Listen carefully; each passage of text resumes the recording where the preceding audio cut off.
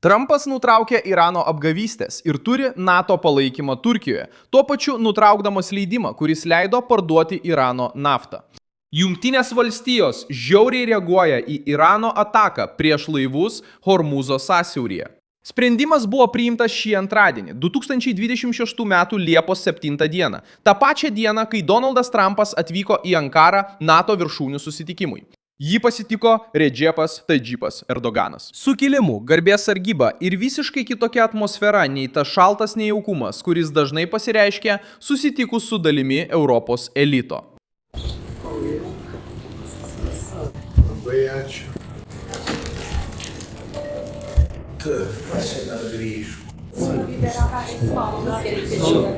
So beautiful. Thank you very much. Thank you. Malonu matyti. Nice to see you. Nice to see you. Welcome, Mr. President, the ambassador. Iranas bandė išbandyti Amerikos kantrybę jautriausiame pasaulio energetinėme maršrute, atakuodamas komercinius laivus plaukiančius alternatyvę zoną sąsiauryje. Atsakymas kirto režimo kišeniai. Jungtinių valstijų iždas panaikino bendrąją licenciją, leidžiančią išgauti, tiekti ir parduoti Irano naftą. Tuo tarpu Markas Riutė, NATO vadovas, bandė parodyti iniciatyvą Trumpo akivaizdoje, ragindamas didinti karinės išlaidas, daugiau pirkti įrangos ir stiprinti realius gynybos pajėgumus. Ankara tapo ta vieta, kur Trumpo reikalavimai iš kalbų virto realių spaudimų sąjungininkams ir priešams. Kodėl Iranas provokavo, kaip atsakė Trumpas ir kiek toli NATO eis remdama. Tuoj viską papasakosiu. Jei tau patinka toks tiesus ir be užuolankų turinys, apsvarstyk galimybę užsiprenumeruoti, nes čia tokių vaizdo įrašų yra kasdien.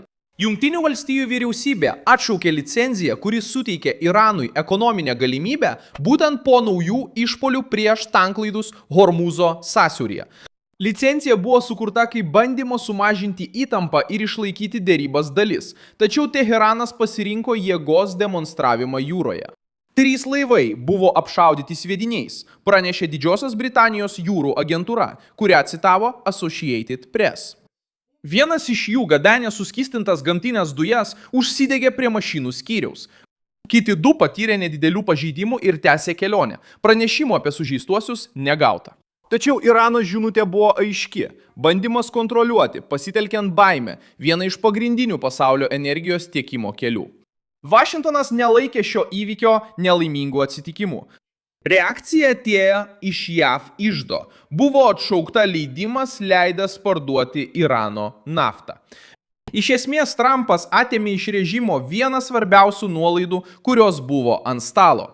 Žinutė buvo paprasta. Ekonominio susitarimo nebus tiems, kurie derybas naudoja kaip priedangą. O nafta? Nafta yra Irano režimo pagrindas. Ką Jungtinės valstijos ten spaudžia, poveikis pasiekė politinę elitą, karinius vadus, milicijų finansuotojus ir regioninės įtakos aparatą. Svarbi detalė yra laikas. Trumpas buvo Ankaroje, Turkijoje, dalyvavo NATO viršūnių susitikime, tuo metu Iranas bandė demonstruoti jėgą Nadžafe, Irake, per ceremoniją susijusią su Ali Chamenėjaus laidotuvėmis. Masudo Pesachkiano, karinių veikėjų ir Irano valdžios atstovų buvimas kartu su Irako lyderiais parodė, kad Teheranas vis dar bando parduoti regioninio vadovavimo įvaizdį. Tačiau šis įvaizdis susidūrė su realybė. Režimas, kuris demonstruoja galią gatvėse, bet praranda pozicijas, kai Vašingtonas užsuka ekonominį čiaupą. Turkija tapo pagrindiniu žaidėju šiame žaidime. Trumpas atvyko į Ankarą su politiniu gestu, kuris neliko nepastebėtas. Šalia Erdogano jis kalbėjo apie ypatingus santykius, gyrė Turkijos lojalumą ir atvėrė duris svarstyti F-35 naikintuvų pardavimą Turkijai. Ši tema buvo įstrigusi daugelį metų dėl Turkijos įsigytų rusiškų gynybos sistemų. Ši scena yra svarbi, nes parodo, kaip Trumpas renkasi, kur investuoti savo politinį kapitalą aljanse. Užuot nusilenkę senąjį Briuselio ir Paryžiaus ašį, jis atrodė daug patogiau jaučiantis Ankaroje, kur pokalbis atrodė tiesmukiškesnis, strategiškesnis ir mažiau persmelktas europietiškos pozos. Erdoganas taip pat sustiprėjo. Turkija surengė NATO viršūnių susitikimą Liepos 7-8 dienomis, priimdama 32 aljanso šalių lyderius ir iškeldama Ankarą į diskusijų apie gynybą, Ukrainą, artimuosius rytus ir karinę pramonę centrą. Turkijos viceprezidentas Sevidas Džilmazas šį susitikimą pavadino istoriniu atgrasimo ir stabilumo požiūriu. Politinių požiūrių Turkija parodė, kad nėra tik statistė. Ji yra tiltas, bazė, pasienis, pramonė ir įtaka. Donaldui Trumpui tai svarbu, nes krizę su Iranu neišspręsi vien kalbomis Vašingtone. NATO bandė persiorientuoti Trumpo akivaizdoje. Markas Riutė pareiškė, kad išlaidos gynybai yra gerai išleisti pinigai ir pavertė alijansą naujų karinių projektų ir milijardinių sutarčių vitrina. Markas Riutė vakar laikraštyje Washington Post. Jis rašo, cituoju, NATO 3.0 atsiranda ir perka iš amerikiečių. Aljansas, kuris pernelyg rėmėsi Jungtinių valstijų gale, dabar kuria savo jėgą ir taip pat perka iš amerikiečių. Akivaizdu, kad kalbama apie karinės įrangos pardavimą. Tai kartu su šiandieniniais prezidento Trumpo komentarais rodo optimistiškesnį toną aljansui. NATO aljansas, kai jie susitinka Turkijoje. Ar sutinkate su tuo? Trumpas jau daugelį metų teigia, kad Europa turėtų geriau pasidalyti naštą su NATO sąjungininkais, daugiau išleisdama gynybai. Trumpo reikalavimas dėl didesnių investicijų nebėra tik rinkimų kampanijos skundas, tai tapo oficialia darbotvarke. Aljansas žino, kad priklauso nuo Amerikos galios, tačiau taip pat supranta, kad patogios Europos laikai, kai buvo išleidžiama mažai ir tikėtasi begalinės apsaugos iš Vašingtono, jau praėjo. Būtent tai ir yra Europos kebli padėtis. Trumpas daugelį metų to reikalavo, buvo dėl to kritikuojamas, o dabar pati NATO bando įrodyti, kad jis buvo teisus, reikalaudamas daugiau atsakomybės. Šis judėjimas taip pat turi įtakos artimiesiems rytams. Iranas pasirinko išbandyti maršrutą per Hormuzo sąsiaurį, tuo pačiu bandydamas vėl įsilieti į regioninius saugumo ir ekonomikos susitarimus. Problema tas, kad integracija negali tapti šantažo atlygiu. Jei Teheranas nori būti laikomas naujos regioninės tvarkos dalimi, jis turi nustoti elgtis kaip ginkluotas sąsiaurio šeimininkas. Laivų puolimas siekiant priversti pasaulį naudotis režimo patvirtintų maršrutų nėra diplomatija, tai prievarta. Ir būtent čia amerikiečių sprendimas įgauna prasmę. Trumpas neatsakė ilga kalba.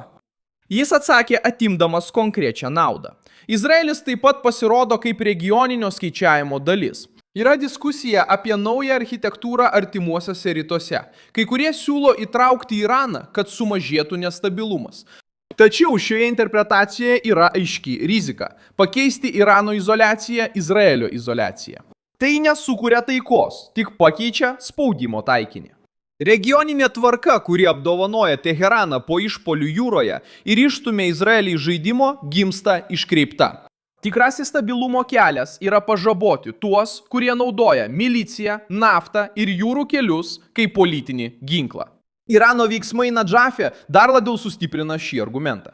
Režimas perkelė savo politinę ir karinę vadovybę, kad jos veiktų kartu Irake, bandydamas parodyti vienybę po vidinių nuostolių ir išorinės spaudimo. Pešeškianas pasirodė kaip prezidentas, kariniai veikėjai taip pat dalyvavo, o užsienio reikalų ministras Abbasas Aragičis taip pat siekė matomumo. Šis vaizdas skirtas vidaus vartojimui ir regioniniams sąjungininkams. Tačiau už Irano ribų matėsi visai kas kita. Režimas bando atrodyti tvirtas, nors jo pagrindinis pajamų šaltinis vėl patiria Amerikos spaudimą. Rinkos reakcija parodė, kad sprendimas nebuvo menkas. Sprendimas tikrai nebuvo menkas. Giorgijos Meloni atvykimas į viršūnių susitikimo vakarienę Ankaroje. Italijos ministrė pirmininkė buvo paskutinė lyderė atvykusi į vakarienę. Jumas.